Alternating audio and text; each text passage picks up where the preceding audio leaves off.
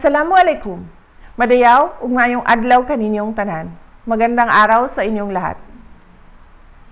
Magandang araw lalo na sa mga kabataang nakikinig ngayon. Sana kayo ay nasa mabuting kalagayan. Sana kayo ay nasa mabuting kalusugan. Nagagalak ako na may mga kasamahan tayo mula sa Jimboy Clowns Party Specialists na taos-pusong tumutulong sa atin upang mapalaganap ang kaalaman tungkol sa tamang nutrisyon, tamang pag-aalaga sa kalusugan at tamang pag-uugali.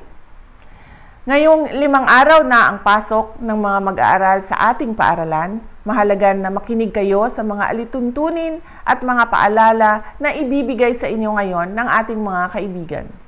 Importante na marunong tayong mag-alaga ng ating katawan, ng ating kaisipan at ng ating damdamin.